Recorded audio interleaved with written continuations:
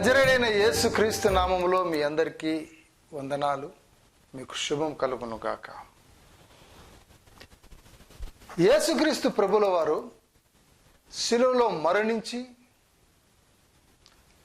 పునరుత్థానుడై లేచిన తరువాత దాదాపు 40 రోజులు శిష్యులకు కనిపిస్తూ వారితో మాట్లాడుతూ వారిని బలపరుస్తూ వారికి ఏ విషయాలైతే బోధించినాడో వాటిని గుర్తు చేస్తూ వారికి దర్శనమిస్తూ ఉన్నాడు.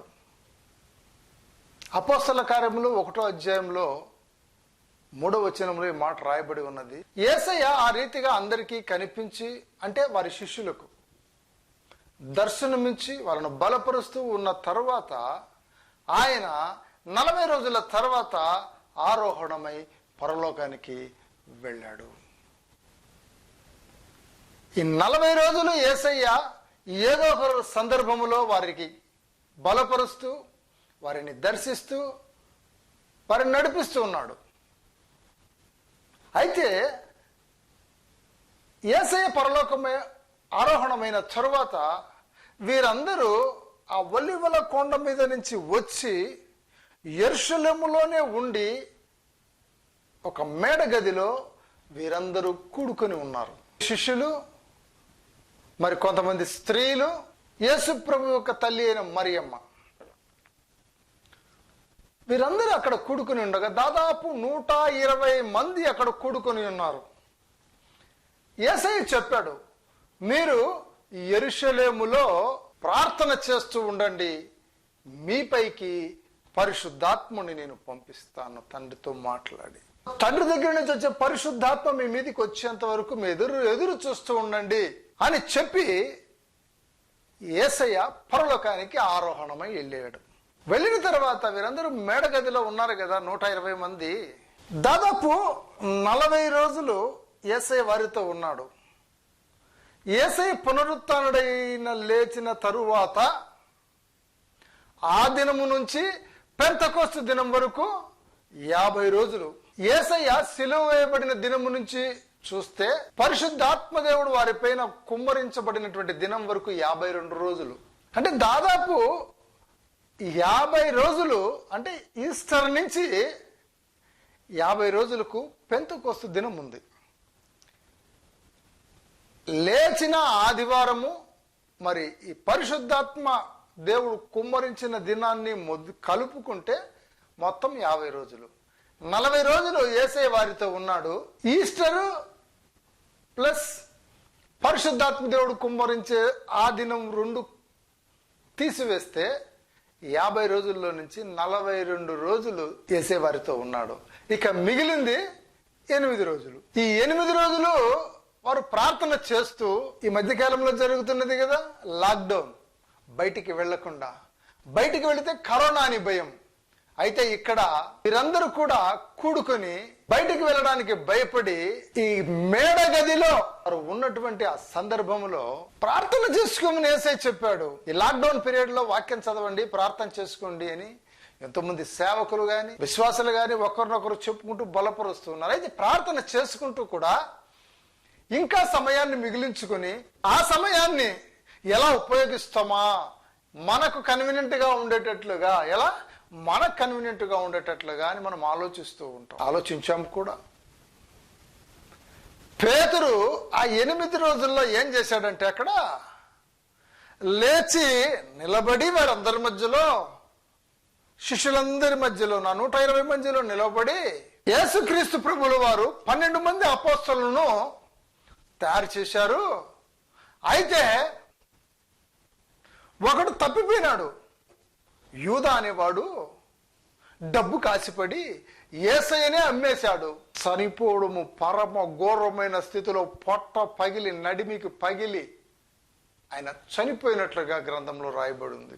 అంత ఘోరమైన మరణం అనుభవించాడు. ఇక మనము అపోస్తలుగా ఉన్నవారము, బాగా గమనించండి, శిష్యులందరూ ఉన్నారు. అయితే అపోస్తలుగా ఉన్నవారము 11 మందిమే ఉన్నాము, 12వ వ్యక్తి కావాలా మనకు అని ఆలోచించినాడు.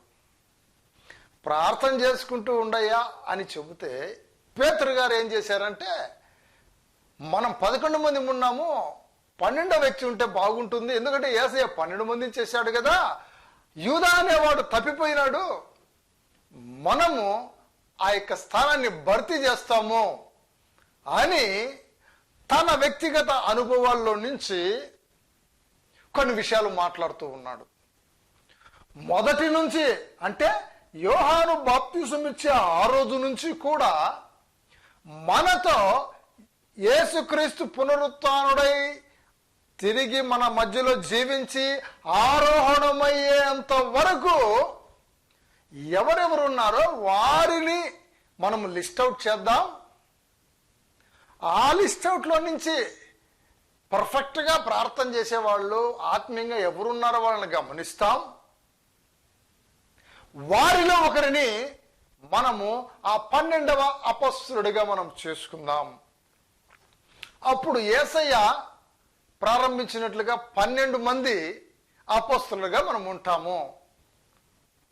ఒకవేళ 12 మంది అపొస్తలులే ఉండాలని కరెక్ట్గా యేసయ్య ఆ రోజు నిర్ణయించి దాన్ని నడిపించుంటే యూదా గురించి తెలీదా? యేసయ్యకి యూదా గురించి తెలీదా? తెలుసు. ఎన్నో సందర్భాల్లో మనం గమనిస్తాం.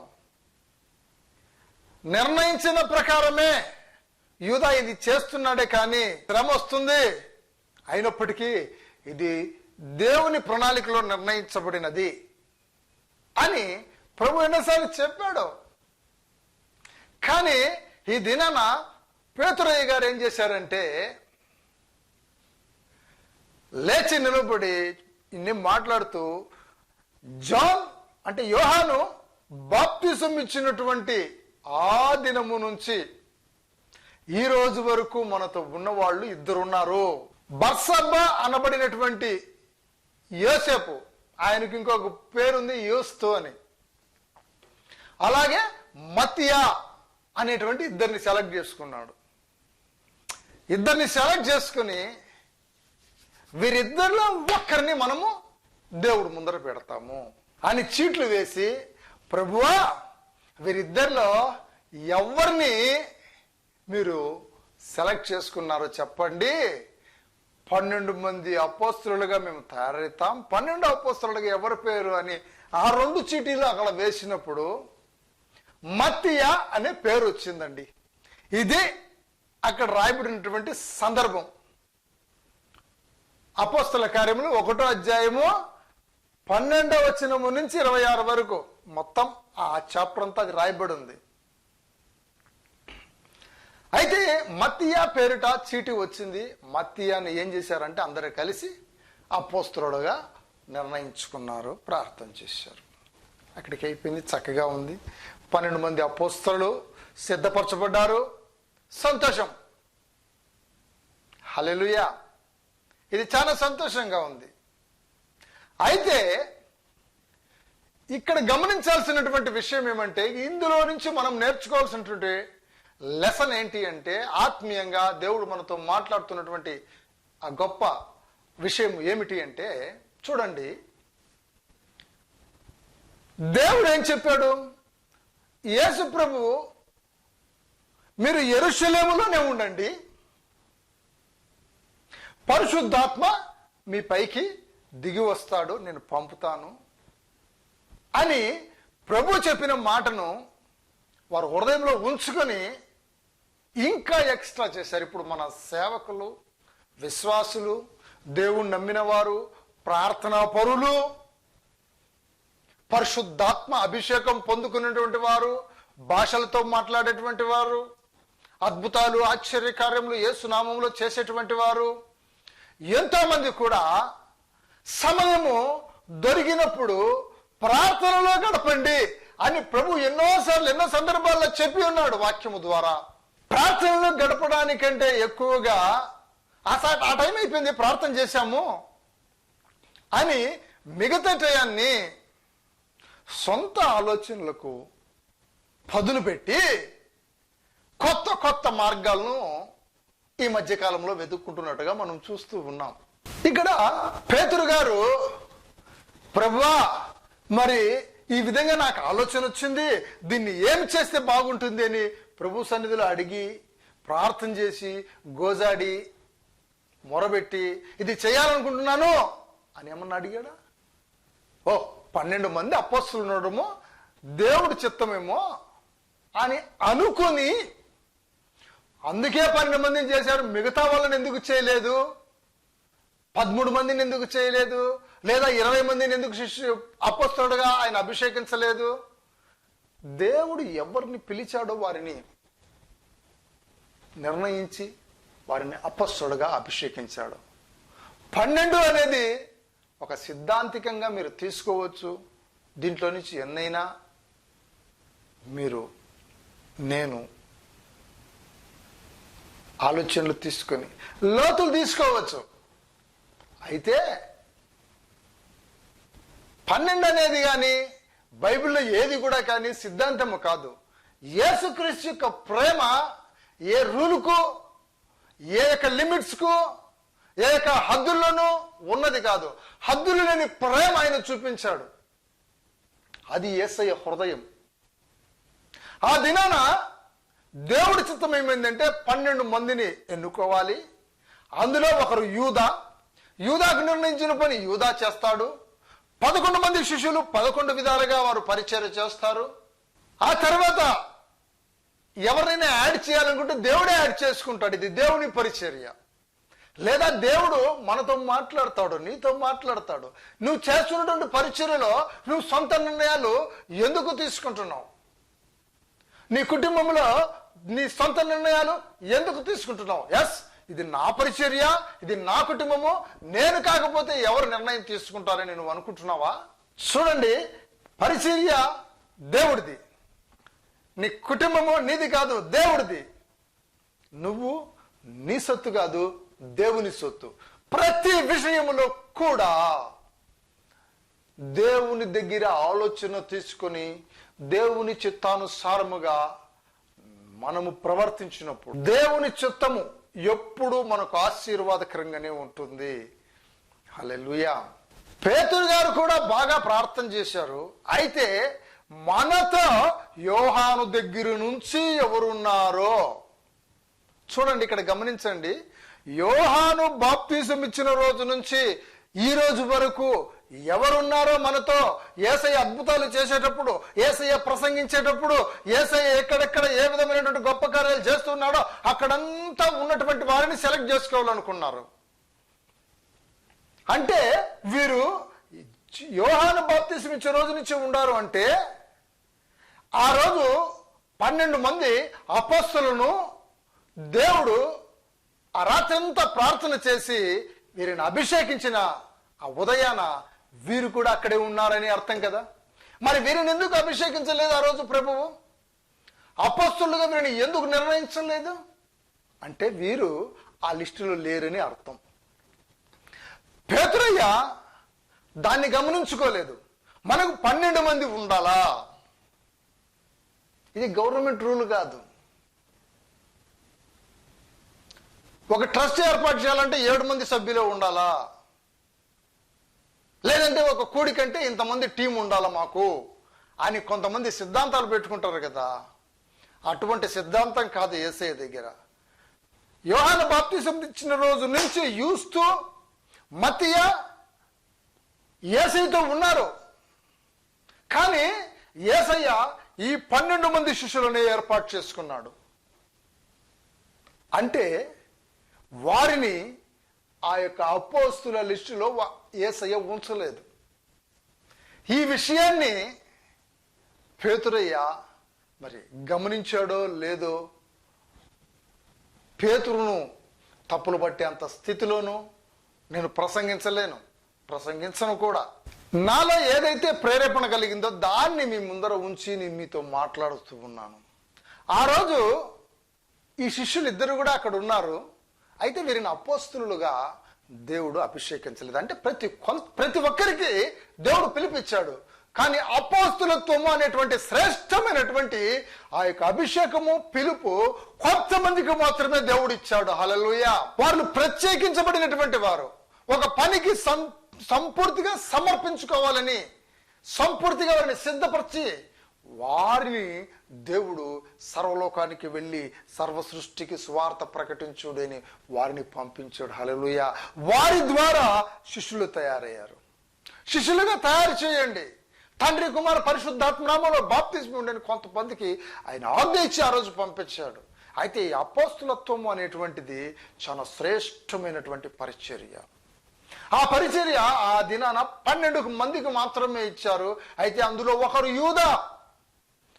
యూదాకి ఇచ్చినటువంటి పరిచర్య అక్కడికి ముగించబడాలని దేవుడు నిర్ణయించాడు. ఆ విషయం యేసయ్యకు తెలుసు. కాబట్టి ఆ రోజు యూస్తును గాని మత్తీయను గాని ఆయన ఎన్నుకోలేదు. ఆ రోజు వారు ఉన్నారు. ఎందుకంటే యోహాను బాప్తిస్మం ఇచ్చిన రోజు నుంచి వారు ఉన్నారని పేతురయ్య చెబుతూ ఉన్నాడు. హల్లెలూయా. అలాగే పేతురు గారు చేసినటువంటి ఇంకొక పని ఏంటంటే అక్కడ యూస్తు మత్తీయ ఇద్దరిని ఎన్నుకున్నాడు.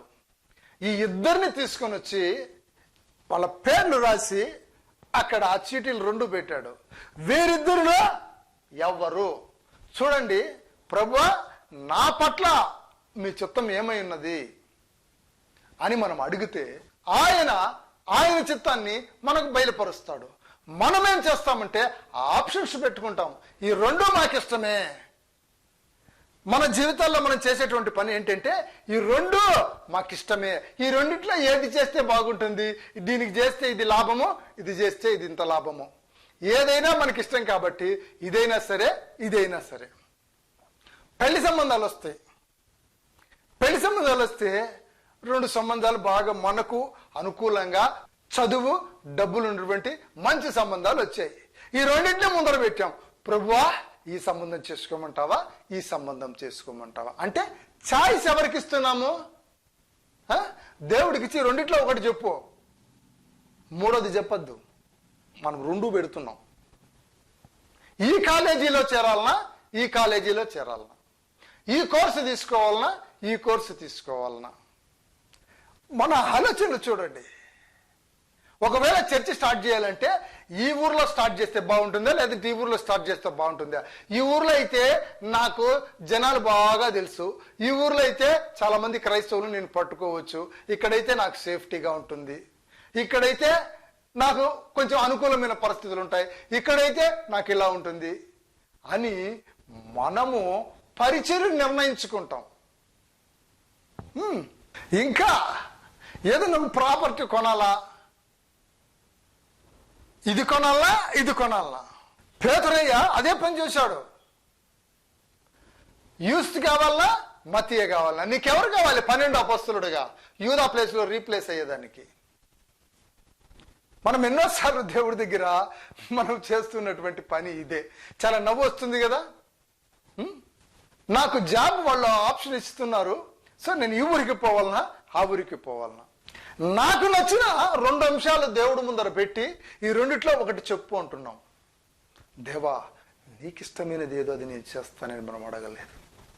ఈ మత్తీయ అనేటువంటి ఈ వ్యక్తిని అపోస్తలుడుగా 12వ అపోస్తలుడుగా యూదా ప్లేస్లో రీప్లేస్మెంట్గా ఇతన్ని పెట్టినప్పుడు గమనించండి బాగా. పేతురయ్య ప్రార్థనా పరుడే. ఆ 8 దినాలు ప్రభువుతో ప్రార్థన చేస్తూ ఉన్నాడు. కానీ ప్రభువు కనిపించకుండా ఆ 8 దినాలు వారితో దర్శించకుండా ఉండేసరికి ఆ సమయంలో పేతురు సొంత నిర్ణయాన్ని తీసుకుని ఏం చేశాడంటే మత్తీయ అనేటువంటి వ్యక్తిని సెలెక్ట్ చేసి పెట్టాడు. బాగా గమనించండి, బైబిల్ గ్రంథంలో ఆ సందర్భంలో తప్ప మరి ఎక్కడ కూడా మత్తీయ అనేటువంటి ఆ వ్యక్తి పరిచర్య గాని, ఆ వ్యక్తి పేరు గాని ఎక్కడ కనిపించదండి. ఆ వ్యక్తి పరిచర్య ఎక్కడ కనిపించదు. మనం ప్రార్థనా పరులమే కావచ్చు, బైబిల్ జ్ఞానం బాగా ఉండొచ్చు, కానీ మనము నిర్ణయాలు కొన్ని తీసుకునే రోజుల్లో మనము దేవుని చిత్తాన్ని సంపూర్తిగా ఎరిగి మన నిర్ణయాలు మనం తీసుకుంటున్నామా? దేవుని చిత్తానుసారమైనటువంటి పరిచర్య మనం చేస్తున్నామా? దేవుని చిత్తానుసారమైనటువంటి ఆ యొక్క ప్రార్థనా జీవితము, విశ్వాస జీవితము మనం గడుపుచున్నామా? మనం చేసే ప్రసంగాల్లో కానీ, మనం చేసే ప్రార్థనలో కానీ, మనం ప్రకటించే సువార్తలో కానీ దేవుని చిత్తాన్ని ఎరిగి మనం ప్రకటిస్తూ ఉన్నామా? లేక ఈ సందర్భానికి ఇది సరిపోతుందని మన సొంత ఆలోచనతో మనము పరిచర్య చేస్తున్నామా? ప్రార్థన చేస్తున్నామా? ఒక్కసారి మన జీవితాలు మనం గమనించినప్పుడు ఎన్నోసార్లు మన కుటుంబ విషయాల్లో కానీ, ప్రార్థన జీవితంలో కానీ, పరిచర్యలో కానీ, రకరకాలైనటువంటి మీడియా మినిస్ట్రీలు చేసేయడంలో కానీ మన తప్పులు మనకు కనపడతాయి. ఇది దేవుని చిత్తంతో దేవుని అడిగి చేసింది కాదు, కానీ దీని ద్వారా నేను ఏదో దేవుడికి పెద్ద సేవ చేస్తున్నాను, టీవీ ద్వారా కావచ్చు, మీడియా ద్వారా కావచ్చు, నేను సువార్త ప్రకటించమన్నాడు కదా ప్రభు, సువార్త ప్రకటించేస్తాను. ఎస్, సువార్త ప్రకటించాలి. ఏ రీతిగా ప్రకటించమంటావు? నువ్వు చెప్పావు కదా. అపోస్తలుల కార్యముల గ్రంథంలో చూస్తే ఎవరెవరిని ఎక్కడికి పోవాలనో ప్రభువు నిర్ణయించి మాట్లాడి ఉన్నాడు. హల్లెలూయా. పలానా ఊరికి వెళ్ళు, పలానా వాళ్ళు ఉంటారు, వాళ్ళ కుటుంబంలో నువ్వు సువార్త చెప్పు. దేవుడు ద్వారము తెరిచి పరిచర్యకు నడిపించాడు. 12 మంది అపోస్తలులు ఆ రోజు ప్రభు అభిషేకిస్తే ఒకడు తప్పిపోయినాడు. తప్పిపోలే యూదా. ఒక రంగా చెప్పాలంటే దేవుడి ప్రణాళిక అది యూదా పట్ల. యూదాకున్నటువంటి పిలుపు అది. ఆ తన పిలుపును తను ముగించేశాడు. పశ్చాత్తాపడ్డాడు. యూదా జీవితంలో నుంచి మనం గమనిస్తే పశ్చాత్తాపడి దేవుడి వైపు తిరగలేదు అన్న సందర్భాన్ని మనం చూస్తాం. అదే పేతురు జీవితాన్ని చూస్తే పేతురు పశ్చాత్తాపడి యేసు వైపు తిరిగాడు కాబట్టి పేతురును ప్రభు ఏర్పరచుకున్నాడని మనం గమనిస్తాం. హల్లెలూయా. ప్రతి ఒక్కరి జీవితంలో నుంచి మనం పాఠాలు నేర్చుకుని ఈ రోజు మన విశ్వాస జీవితాన్ని గడపాలని వారందరినీ ప్రభువు ఆ రోజు నిర్ణయించాడు. హల్లెలూయా. ఆ రోజు నిర్ణయం ఎందుకు జరిగిందంటే ఈ రోజు నిన్ను బలపరచడానికి, ఈ రోజు నిన్ను నన్ను సరిచేయడానికి. హల్లెలూయా. ఎంత ప్రేమ కలిగినటువంటి దేవుడు మనకున్నాడండి. మత్తయి జీవితం మరి ఎక్కడ కనిపించదు. అయితే 12వ అపోస్తలుడుగా ఉండాలని పేతురు ఆలోచన ఒక విధంగా చూసినప్పుడు చాలా రైట్ అనిపిస్తుంది, 12వ అపోస్తలుడు ఉండాలా అని. ఎందుకంటే తర్వాత గమనిస్తే సౌలు అనేటువంటి ఒక వ్యక్తిని యేసు ప్రభువు అంటే క్రూరంగా చంపేస్తున్నటువంటి ఒక వ్యక్తిని, యేసు ప్రభువును ఆరాధిస్తున్నటువంటి వారిని క్రూరంగా చంపుతున్నటువంటి ఒక వ్యక్తిని,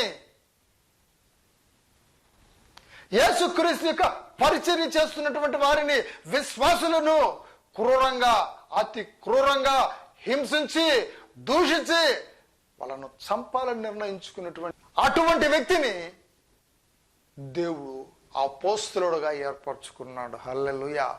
సౌలు అనేటువంటి ఆ యొక్క యవ్వనస్తుని తీసుకుని పౌలుగా మార్చి అపోస్తలుడుగా నిర్ణయించుకున్నాడు. హల్లెలూయా.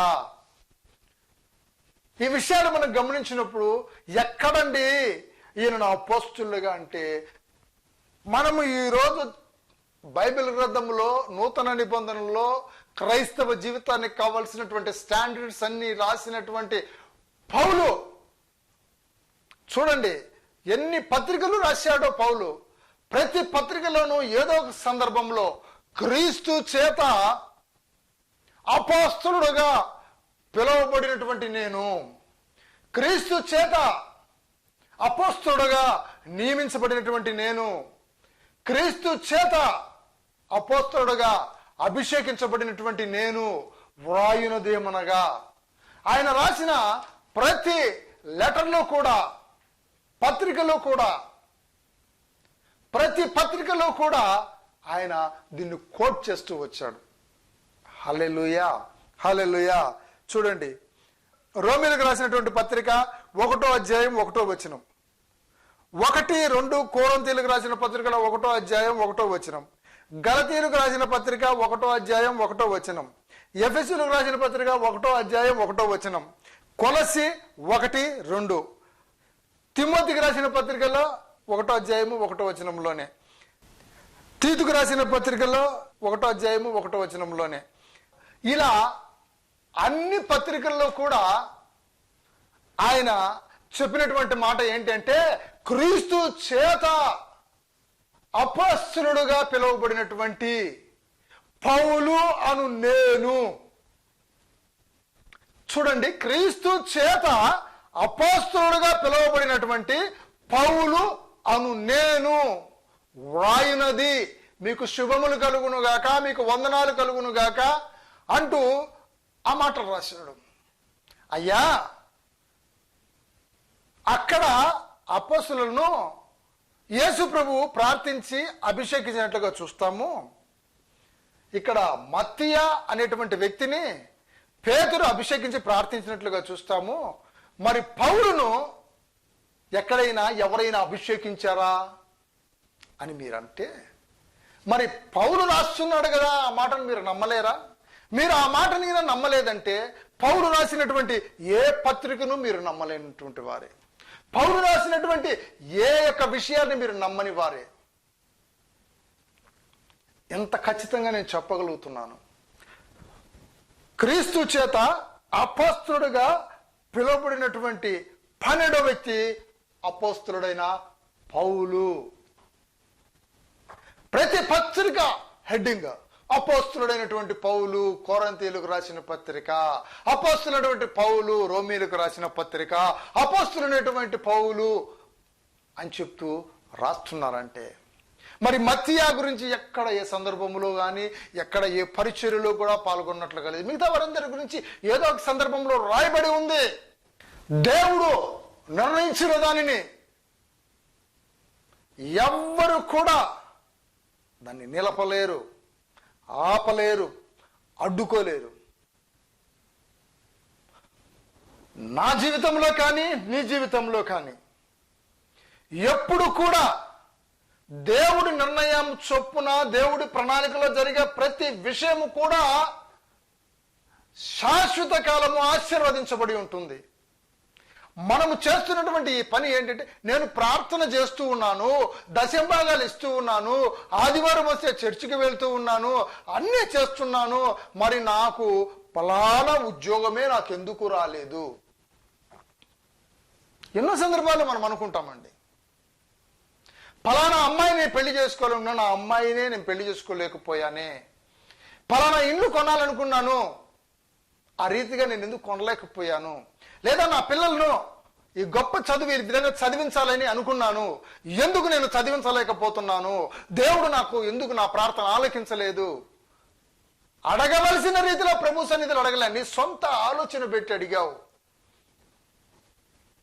నేను చదువుకునే రోజుల్లో హైదరాబాద్ వెళ్ళి కోచింగ్ సెంటర్స్లో చేరి పెద్ద సివిల్ సర్వీస్ ఆఫీసర్ కావాలని ప్రయత్నం చేశాను. పోలీస్ డిపార్ట్మెంట్లో చేరాలని ఎంతో ప్రయత్నాలు చేశాను. నాకు ఆ 2 ఆప్షన్స్ పెట్టుకుని ఉన్నాను. అయితే సివిల్ సర్వీసులో పోలీస్ డిపార్ట్మెంట్, లేదా స్టేట్ సర్వీసులో అయినా పోలీస్ డిపార్ట్మెంట్లోనే ఒక మంచి ఆఫీసర్గా ఉండాలని నాకు ఆశపడ్డానండి. ఒక లోకస్తుడిగా ఉన్నాను. అప్పుడు ప్రభువు తెలియదు, ఎన్నో ప్రయత్నాలు చేశాను, చాలా బాధపడ్డాను జాబ్ రాకపోతే. దానికోసం ఎంతో డబ్బులు స్పెండ్ చేశాను, టైం స్పెండ్ చేశాను, అయినా ఉద్యోగం రాలేదు. తర్వాత వ్యాపారాలు ప్రారంభించాను, వ్యాపారాలు కూడా నా జీవితంలో నేను చేయలేక సక్సెస్ కాలేకపోయాను. యేసుక్రీస్తు ప్రభువుని అంగీకరించిన తర్వాత ఆయన నాకు ఇచ్చిన రక్షణను బట్టి నేను ప్రార్థన చేస్తూ, ప్రభువా ఉద్యోగాల్లో కానీ వ్యాపారాల్లో కానీ నాకు ఎందుకు విజయం రాలేదు, నా ప్రయత్నాలు ఎందుకు విఫలమైపోయినాయి, పోనీ ఇప్పుడు నేను ప్రభువుని నమ్ముకున్నాను కదా, నేను ఇప్పుడు ఒక వ్యాపారం చేస్తానని వ్యాపారం ప్రారంభించాను. 2 రకాల వ్యాపారాలు ప్రారంభించాను. దీన్ని ఆశీర్వదించు, దాన్ని ఆశీర్వదించు, నేను పెట్టిన ఆప్షన్.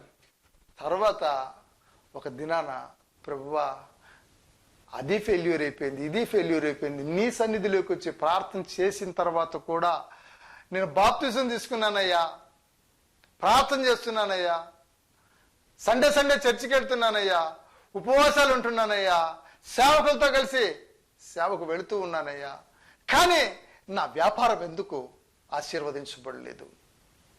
ఎందుకు నాకు ఈ అపజయాలు? దేవుడితో కలిసి జీవిస్తున్నప్పుడు కూడా ఇటువంటి ఫెయిల్యూర్స్. ప్రభువుని నమ్ముకొని ఇంత ఆత్మీయ జీవితాన్ని గడుపుతున్నాను కదా, మరి నాకు ఎందుకు ఈ వ్యాపారాల్లో అపజయాలు అని దేవుని సన్నిధిలో నేను ప్రార్థన చేసినప్పుడు దేవుడు నాతో చాలా చక్కగా మాట్లాడాడు. ఆయన మాట్లాడిన విషయమే అని నేను ఎలా అర్థం చేసుకుంటానో, ఆయన స్వరాన్ని నేను ఎప్పుడన్నా ముందు విన్నానా, ఎలా అని ఆలోచించినప్పుడు దేవుడు మాట్లాడిన విషయము నాకు తెలిసిన జ్ఞానములో నేను చెప్తున్నటువంటి విషయాలు ఏంటంటే, నా అనుభవంలో నుంచి ఒకటి, ఏ విషయమైనా దేవుడు మనతో మాట్లాడాడు అని మనం ఎప్పుడు ఎలా కన్ఫర్మ్ చేసుకోగలుగుతామంటే, మొట్టమొదటిగా సేవకుల ద్వారా మాట్లాడతాడు, రెండవదిగా వాక్యం ద్వారా మాట్లాడతాడు, మూడవదిగా దర్శనం ద్వారా మాట్లాడతాడు. మరి నేను వరుసగా 1, 2, 3 చెప్తే ఇలాగే సిస్టంలో అని కాదు, కానీ ఒకసారి దర్శనం ముందు రావచ్చు, ఒకసారి సేవకుల ద్వారా మాట్లాడచ్చు, ఒకసారి వాక్యం ద్వారా మాట్లాడచ్చు. దాన్ని ఒకటికి ఒకటి కన్ఫర్మ్ చేసుకుంటూ వస్తుంది. కన్ఫర్మ్ చేసుకుంటాము, ఓ ఇది స్పష్టత మనకు తెలుస్తుంది. ఆ తర్వాత మనము ఆ పని చేస్తుండగా మనసులో సమాధానం ఏర్పడుతుంది. సక్సెస్ ఫెయిల్యూర్ అనే సందర్భము, టెన్షన్ అందులో రాదు. ఎందుకంటే నీలో ఒక నిశ్చయత ఉంటుంది. దేవుడు నన్ను పిలిచాడు, దేవుడు ఈ పని చేయమన్నాడు, ఈ పని నేను చేస్తున్నాను, అంతవరకే తప్పనిచ్చి అది సక్సెస్ అవుతుందా ఫెయిల్యూర్ అవుతుందా అది మన పని కాదు. అది మన పని కానే కాదు. సక్సెస్ చేస్తాడో ఫెయిల్యూర్ చేస్తాడో ఆయన పర్పస్ మాత్రం నెరవేర్చుకుంటాడు. మనము నిర్ణయించుకుంటాం ఇది సక్సెస్ ఇది ఫెయిల్యూర్ అని, మన నాలెడ్జ్తో, మనకున్నటువంటి నాలెడ్జ్తో మనం నిర్ణయించుకుంటాం.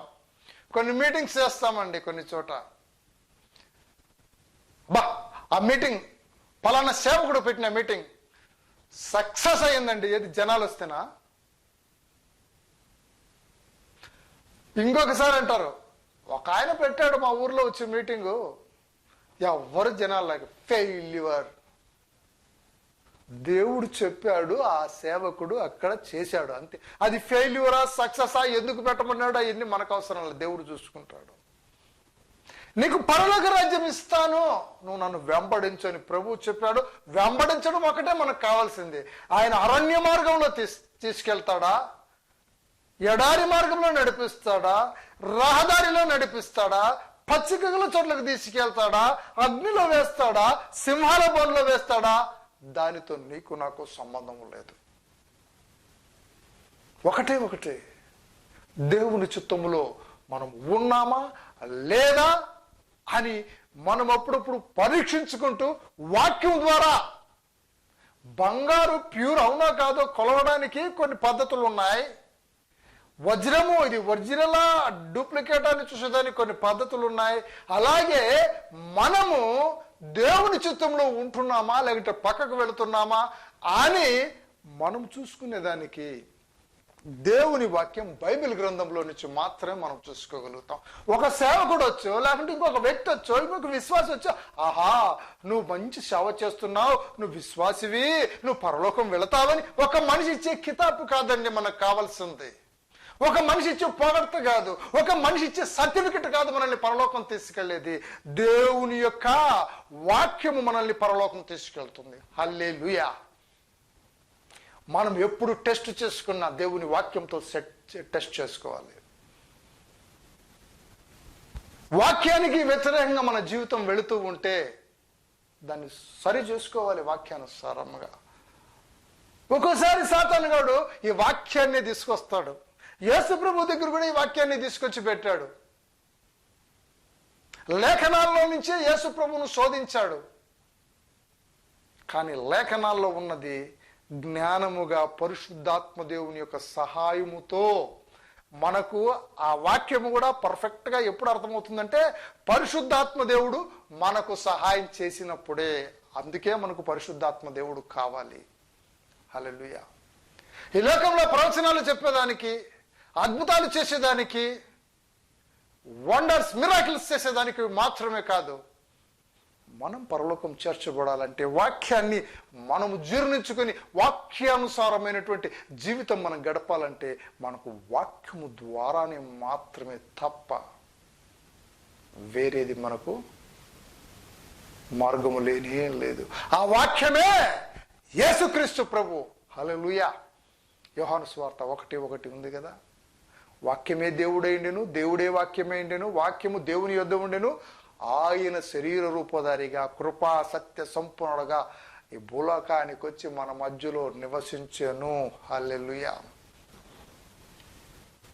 నన్ను వెంబడిస్తే వారికి పరలోకం ఇస్తానని అదే వాక్యం అంటే యేసుక్రీస్తు ప్రభు చెప్పాడు. వాక్యం ద్వారా దేవుడు మనతో మాట్లాడతాడు, మనలో సమాధానం ఏర్పడుతుంది. సక్సెస్ ఫెయిల్యూర్స్ అని మనకు సంబంధము లేదు. దేవుడిచ్చిన వాగ్దానాన్ని పట్టుకొని మాత్రం పోతూ ఉంటాం. హల్లెలూయా. వాగ్దాన దేశంలో నీ సంతానాన్ని చేరుస్తానని చెప్పి అబ్రహాముతో వాగ్దానము చేశాడు. యెహోషువ ద్వారా ఆ వాగ్దాన దేశాన్ని ఇజ్రాయేలీలు ఆ వాగ్దానాన్ని సొంతం చేసుకునే దానికి దేవుడు కృప చూపించాడు. భూమి ఆకాశములు గతించిన దేవుని మాటలు గతించవు. హల్లెలూయా. పేతురయ్య గారు, మళ్ళీ మొదటికి వస్తున్నాను. పేతురు గారు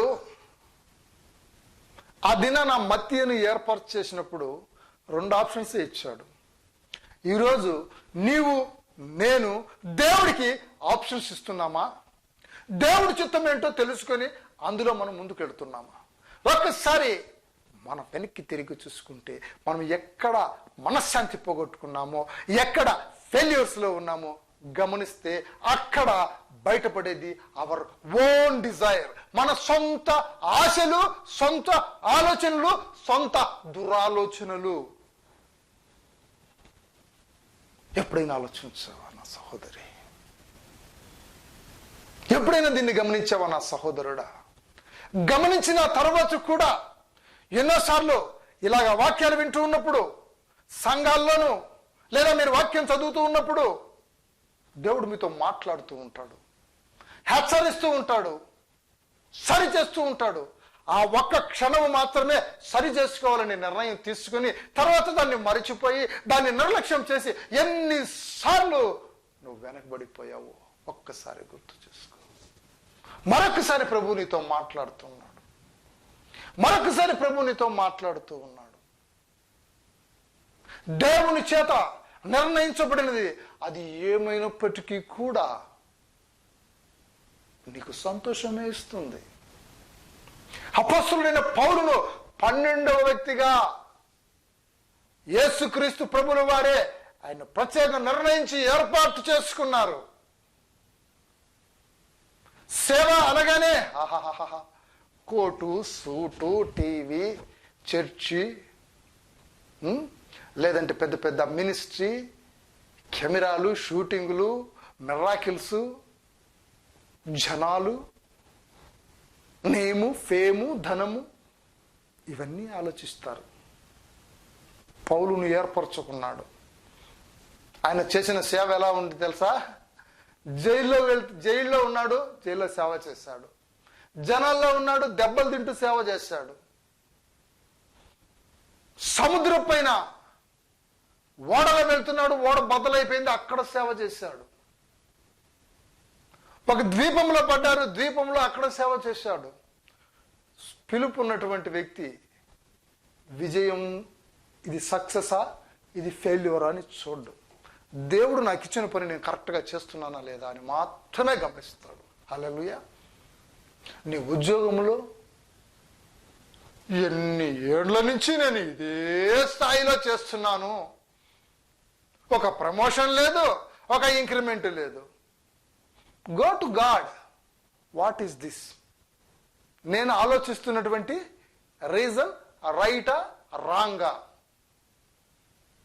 నేను నీ పిలుపులో ఉన్నానా లేదా, నా మనసులో ఈ బాధ ఉంది, నాతో నువ్వు మాట్లాడు ప్రభువా. ఖచ్చితంగా ప్రభు మాట్లాడతాడు. మనం అలా చేయము. ఒక ఉద్యోగంలో గ్రోత్ లేదంటే మన పై అధికారి మాకు వ్యతిరేకంగా ఉన్నాడని సొంత ఆలోచన అండి. నా పక్కవాడు మా పై అధికారికి నా మీద చెడు చెప్పాడండి, లేదంటే కులాన్ని బట్టి వాళ్ళు ప్రమోషన్ ఇస్తున్నారు, క్యాస్ట్ ఫీలింగ్ అండి.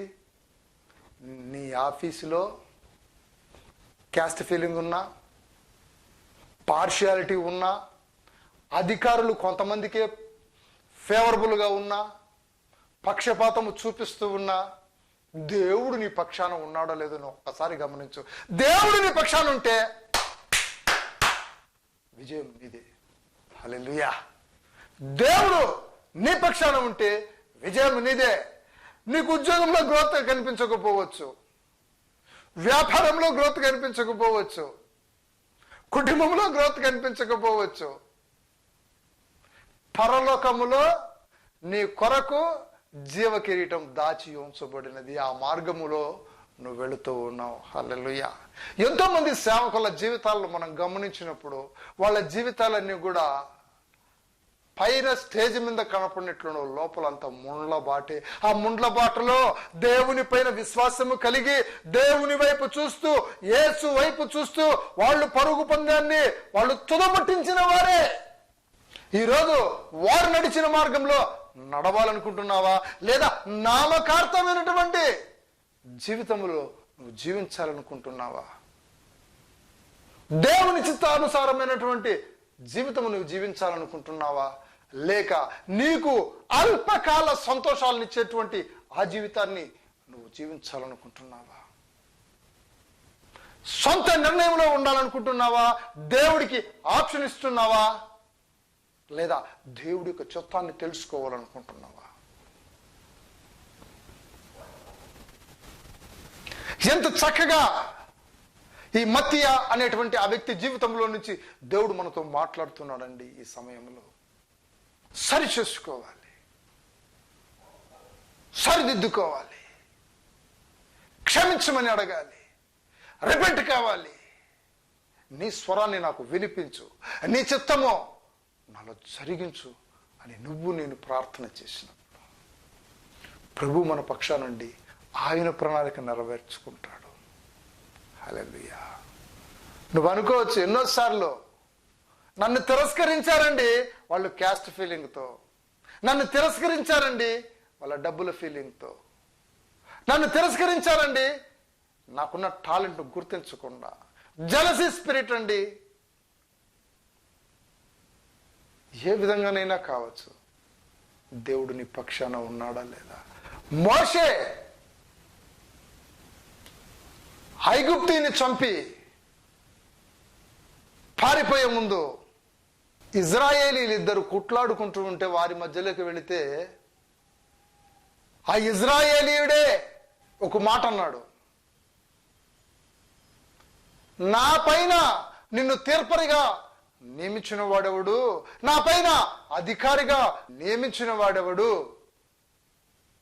నువ్వు నాకు న్యాయం చెప్తావా? నిన్న వాడిని కొట్టి చంపినట్టు ఈరోజు నన్ను కొట్టి చంపుతావా? ఏమనుకుంటున్నావు అని ఒక వ్యక్తి గద్దించాడు. అదే మోషేకు దేవుడు తోడయిండి ఏం చేశాడు తెలిసిన? అధికారిగా నిర్ణయించాడు, తీర్పు తీర్చువానిగా దేవుడు నిర్ణయించి పంపించాడు. అపోస్తలుల కార్యముల గ్రంథము 7వ అధ్యాయము 35వ వచనము, అధికారిగాను తీర్పరిగాను నిన్ను నియమించిన వాడవడని వారు నిరాకరించిన ఈ మోషేను అతనికి పొదలో కనపడిన దేవదూత ద్వారా దేవుడు అధికారిగాను విమోచకునిగాను నియమించి పంపెను. హల్లెలూయా. చూసారా, ఈ లోకంలో నిన్ను తిరస్కరించచ్చు, నువ్వు దేవుడి యొక్క ప్రణాళికలో నిలబడితే ఈ లోకమంతా నిన్ను తిరస్కరించచ్చు. అయితే ప్రభు ఎవరైతే నిన్ను తిరస్కరించారో వారి మధ్యనే అధికారిగా విమోచకుడిగా నిన్ను నియమిస్తాడు. హల్లెలూయా. యేసు ప్రభువు చేత అపస్తులుడుగా అభిషేకించబడినటువంటి 11 మంది అపస్తులు యూదా గురించి కాక మిగతా 11 మంది అపస్తులు తరువాత యేసుక్రీస్తు చేత నిర్ణయించబడినటువంటి, నియమించబడినటువంటి, అభిషేకించబడినటువంటి, ఏర్పరచబడినటువంటి అపొస్తలుడైన పౌలు,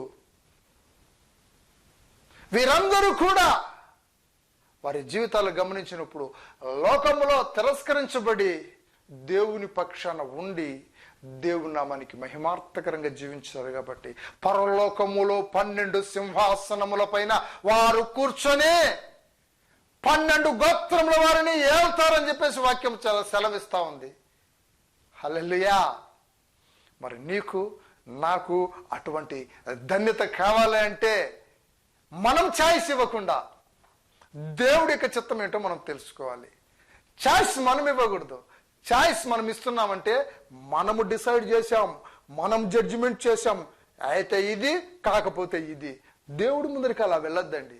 సరెండర్ యువర్ సెల్ఫ్. దేవునికి సంపూర్తిగా మీరు అప్పగించుకోండి. మిమ్మల్ని మీరు అప్పగించుకోండి. ప్రభా, ఇంతకాలము ఛాయిస్ ఇచ్చాను ప్రభా నీకు, ఈరోజు నుంచి నో ఛాయిస్, నో ఛాయిస్. నీకు నేను సమర్పించుకుంటున్నాను, నన్ను నీకు అప్పగించుకుంటున్నాను, నీ చిత్తం నాలో జరిగించు. ఎస్, ఈ సమయంలో ఇదిగో ఈ సేవకుడి ద్వారా మీరు మాట్లాడి ఉన్నారు. నన్ను అప్పగించుకుంటున్నాను. నేను నా సొత్తు కాదు, నీ సొత్తు. నన్ను ఏ రీతిగా నీకు సంతోషకరంగా వాడుకుంటావో వాడుకో ప్రభువా అని మనం ప్రార్థన చేసినప్పుడు, సమర్పించుకున్నప్పుడు ప్రభు మీ పక్షాన నుండి సంపూర్తిగా ఆయన చిత్తం నెరవేరుస్తాడు. ఆయన ప్రణాళిక సంపూర్తిగా నీలో నెరవేరుస్తాడు. కృప మీకు కలుగునుగాక. అందరూ తలలు ఉంచుకోండి. చిన్న ప్రార్థన చేసుకుందాం. ప్రేమ స్వరూపి పరిశుద్ధుడైన తండ్రి యేసయ్యా, మీకు వందనాలు నాయన. కృపా సత్య సంపూర్ణుడా, కనికర పూర్ణుడా. అవునయ్యా, సమయము దొరికింది కదా అని మా సొంత ఆలోచనలు, మీరిచ్చిన ఆలోచన కాదు ప్రభా, ఇలా చేస్తే పరిచర్య గొప్పగా అవుతుంది, ఇలా చేస్తే పరిచర్య గొప్పగా అవుతుందని మా సొంత ఆలోచనలతో మేము ఎన్నోసార్లు పరిచర్య విషయంలోను, కుటుంబ విషయంలోను, వ్యాపార విషయంలోను, వివాహ విషయంలోను, ఉద్యోగ విషయంలోను, బంధుత్వాల విషయంలోను, ఎన్నో విషయాల్లో మాకు సంబంధించిన ప్రతి విషయంలో మేము ఆప్షన్స్ ఇచ్చాం. లాంటిది దేవుడు చెప్పిందేలే అనుకుని ఊహించుకుని ముందుకు వెళ్ళాం. ప్రభా, మమ్మల్ని క్షమించండి. ఈ క్షణాన మా హృదయపూర్వకంగా మీ పాదాల దగ్గరికి మా శిరస్సు వంచి క్షమించమని అడుగుచున్నాము తండ్రి. మీరు క్షమించే దేవుడు, మీరు ప్రేమించే దేవుడు, క్షమించమని అడిగిన వారిని తిరిగి లేపి నిలబెట్టగలిగినటువంటి దేవుడు, ఎక్కలేనంత ఎత్తైన కొండపైకి మమ్మల్ని ఎక్కించగలిగినటువంటి దేవుడు. మీ పాదాల వరకు మా శిరస్సు వంచి క్షమించమని అడుగుచున్నాం. సరిచేయండి. మీ ప్రణాళిక మాలో జరిగించమని, మీ పరిశుద్ధాత్మ నడిపింపు మాకు దయచేయమని, వాక్యం ద్వారా మాట్లాడండి, దర్శనం ద్వారా మాట్లాడండి ప్రభువా, సేవకుల ద్వారా మాట్లాడండి ప్రభువా. మీరు మాట్లాడితే మేము వినాలనుంది ప్రభువా. మీకు విధేయత చూపించాలని ఆశపడుతున్నాము తండ్రి, మీకు విధేయత చూపించాలని ఆశపడుతున్నామయ్యా. క్షమించండి రాజా. ఇది సక్సెస్, ఇది ఫెయిల్యూర్ అని మేము నిర్ణయించుకున్నదే కానీ, లేదా ఇంకొకరు మా గురించి చెప్తే ఓ మీరు సక్సెస్ అయ్యారు, మీరు ఫెయిల్యూర్ అయ్యారని ఇంకొకరు చెప్తే విని వాళ్ళ జడ్జిమెంట్ తీసుకుంటున్నామే కానీ, మీ జడ్జిమెంటు, మీ తీర్పు మా పట్ల ఏమున్నదో, ఏది సక్సెస్ ఏది ఫెయిల్యూరో మీరు నిర్ణయిస్తారు. మాకు మంచి చేసే దేవుడు మీరు. మమ్మల్ని మీ చేతులకు అప్పగించుకుంటూ సక్సెస్ పైన ఫెయిల్యూర్ పైన మేము పట్టించుకోకుండా యేసు వైపు చూచుచు మీ వైపే చూస్తూ మేము ముందుకు సాగడానికి మాకు బలము దయచేయండి, పరిశుద్ధాత్మ శక్తిని దయచేయండి. మీ వైపు నడిపించి మహిమ పొందుకోమని నజరేయుడైన యేసు క్రీస్తు అతి శ్రేష్టమైన నామములో స్తుతించి ప్రార్థిస్తూ ఉన్నాం పరమ తండ్రి. Amen. God bless you all. Hallelujah. You are not failure. నీ జీవితంలో నీకు అపజయము లేదు, క్రీస్తులో నీకు జయ జీవితమే. ఆమెన్.